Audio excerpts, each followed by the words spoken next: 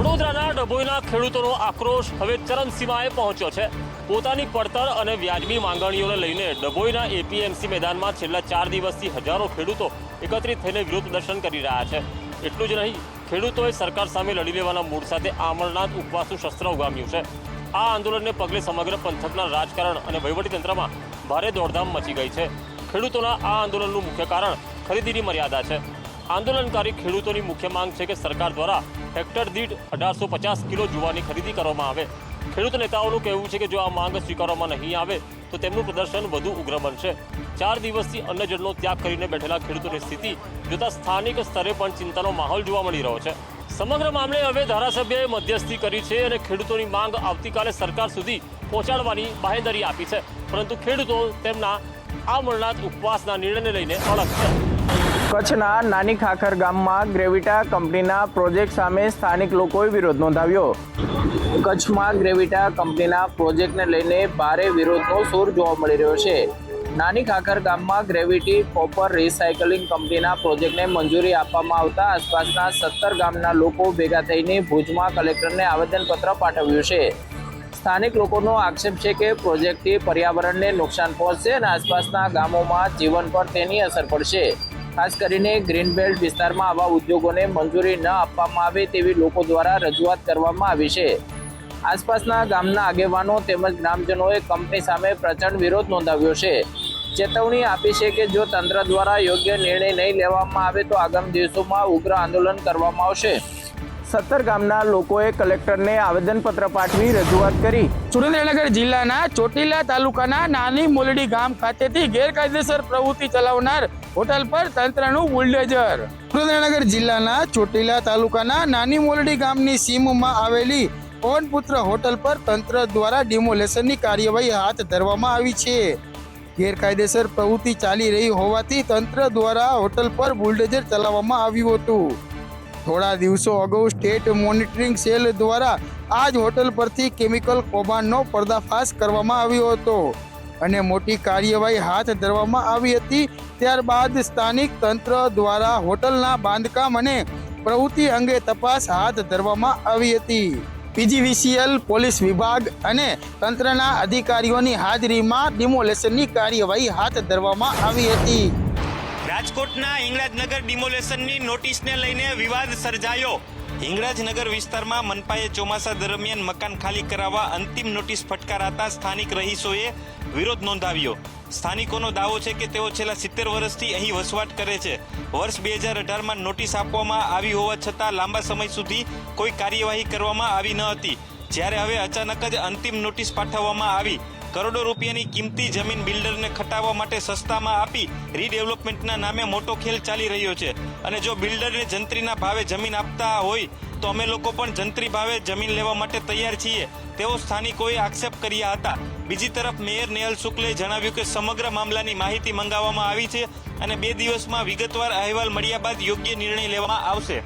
ચોમાસામાં ડિમોલેશનની નોટિસને લઈને અનેક તર્ક વિતર્ક, બિલ્ડરને ખટાવવા માટેની ચર્ચાએ પકડ્યું જોર।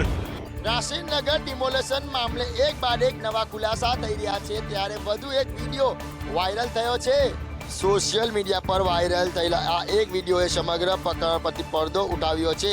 આ વિડીયોમાં વર્ષ 2023માં નાસિરનગરમાંથી ઝૂંપડા ખાલી કરાવવા માટે ગેરકાયદેસર રીતે નાણાકીય લેવડ થઈ હોવાનો આક્ષેપ છે। વર્ષ 2023માં લગભગ 385 ઝૂંપડા ધારકને ઝૂંપડા ખાલી કરવાના બદલામાં વ્યક્તિ દીઠ 80,000 રૂપિયા ચૂકવવામાં આવ્યા હોવાની ચર્ચાએ જોર પકડ્યું છે। આ આખા વહીવટમાં ભાજપના પૂર્વ માઇનોરિટી પ્રમુખ જાકીર શાહ અને કોંગ્રેસના મરહૂમ અય્યુબનું નામ મુખ્યત્વે સામે આવી રહ્યું છે। આ લોકો દ્વારા સમગ્ર વ્યવસ્થાપન કરવામાં આવ્યું હોવાના આક્ષેપો થઈ રહ્યા છે। ત્યારે આ સમગ્ર મામલે જાકીર શાહને પૂછવામાં આવ્યું તો તેમણે આ વિરોધીઓની ચાલ ગણાવી છે, તેમને બદનામ કરવામાં આવ્યું। રથયાત્રા પહેલા જ રૂટ પર આવતા જર્જરિત મકાનો તોડવાની કામગીરી કોર્પોરેશને શરૂ કરી છે। કુલ 523 જેટલા મકાનો જર્જરિત હોવાનું સામે આવ્યું। જુલાઈ મહિનામાં યોજાનારી રથયાત્રા પહેલાં જ અમદાવાદ કોર્પોરેશન દ્વારા તેની તૈયારીઓ પૂર્ણ કરવામાં આવી રહી છે, જેમાં રથયાત્રાના રૂટ ઉપર આવતા જે મકાનો છે એમાં જર્જરિત મકાનોને નોટિસ આપવાની અને અત્યંત જર્જરિત હોય તો તેને ઉતારી લેવા તે પ્રકારની કામગીરી શરૂ કરવામાં આવી છે. રૂટ પર આવતા કુલ 4675 પૈકી 523 મકાનો એવા છે કે જે ભયજનક છે અને એમને નોટિસ કોર્પોરેશન દ્વારા આપવામાં આવી છે. જેમાં સૌથી વધુ જે મકાનો છે તે શાહપુર વોર્ડની અંદર 4 મકાનો માત્ર આવેલા છે, તો દરિયાપુરની અંદર 221 મકાનો ભયજનક છે જેને નોટિસ આપવામાં આવી છે. રથયાત્રા અને ચોમાસા દરમિયાન કોઈ અનિચ્છનીય બનાવ ન બને તે માટે અત્યંત જર્જરિત અને તૂટે તેવા મકાનોને કોર્પોરેશન જાતે જ પહેલા ઉતારી લે છે. રાજકોટમાં પિઝા ખાતા પહેલા ચેતજો. પાપા લુઈસ પિઝામાંથી મોટા પ્રમાણમાં અખાદ્ય જથ્થો મળી આવ્યો. રાજકોટના મેયર નેહલ શુક્લએ પ્રેસ કોન્ફરન્સ યોજી ભેળસેડિયા વેપારીઓ પર તવાઈ બોલાવવા માટે 8 ટીમ 365 દિવસ કામ કરશે તે અંગેની ટકોર આપી હતી, જેને લઈને મ્યુનિસિપલ કમિશનર બંગલા સામે આવેલ પાપા લુઈસ પિઝામાં ચેકિંગ હાથ ધરવામાં આવતા મોટા પ્રમાણમાં પાસ્તા, રાઈસ, બટેકા, પનીર અને ચીઝ સહિતનો વાસી જથ્થો મળી આવ્યો હતો. ઉપરાંત ફ્રીજમાં જીવાત અને વંદા પણ જોવા મળ્યા હતા અને કિચન પણ અનહાઇજીન કન્ડિશનમાં જોવા મળ્યું હતું, જેથી અખાદ્ય જથ્થાનો ઘટના સ્થળે જ નાશ કરવામાં આવ્યો હતો. મેયરની ટકોર અને આરોગ્ય વિભાગની ચેકિંગ કામગીરીથી ભેળસેડિયા વેપારીઓમાં ફફડાટ ફેલાયો છે. ભેળસેડિયા વેપારીઓ પર હવે 365 દિવસ બોલાવવામાં આવશે તવાઈ. રાજ્યમાં ચોમાસા પૂર્વે હવામાનમાં બદલાવ જોવા મળી રહ્યો છે, પરંતુ ગરમી અને ઉકળાટથી રાહત મળવાની શક્યતા નહીવત છે. હવામાન વિભાગની આગાહી મુજબ આગામી 7 દિવસ દરમિયાન રાજ્યના કેટલાક વિસ્તારોમાં છૂટોછવાયો વરસાદી ઝાપટા પડી શકે છે. ખાસ કરીને દક્ષિણ ગુજરાતના સુરત, નવસારી, વલસાડ, ડાંગ અને તાપી જિલ્લામાં વરસાદની સંભાવના વ્યક્ત કરવામાં આવી છે. ઉપરાંત દમણ અને દાદરાનગર હવેલીમાં પણ વરસાદી માહોલ સર્જાઈ શકે છે. બીજી તરફ અમદાવાદ સહિતના વિસ્તારમાં વાદળછાયું વાતાવરણ રહેવાની આગાહી છે. જોકે વાતાવરણમાં બદલાવ છતાં લોકોને ગરમીમાં શેકાવા તૈયાર રહેવું પડશે. 7 દિવસ છૂટો છવાયો વરસાદ પડવાના કારણે બફારો પણ વધી શકે છે. ભારે મોંઘવારીના સમયમાં વડોદરા વાસીઓના ખિસ્સા પર વધુ એક બોજ પડવા જઈ રહ્યો છે. વડોદરા શહેરમાં સીએનજી ગેસ અને પેટ્રોલના સતત વધી રહેલા ભાવોને ધ્યાનમાં રાખીને વડોદરા ઓટો રિક્ષા યુનિયન દ્વારા ભાડામાં વધારો કરવાનો એક મહત્વપૂર્ણ નિર્ણય લેવામાં આવ્યો છે. આગામી 1 જુલાઈ 2026થી વડોદરા શહેરમાં રિક્ષાના મિનિમમ ભાડામાં 10 રૂપિયાનો વધારો લાગુ થઈ જશે. વડોદરા શહેરમાં હાલમાં 80,000થી વધુ રિક્ષા ચાલકો રિક્ષા ચલાવી પેટીઓ રડી રહ્યા છે.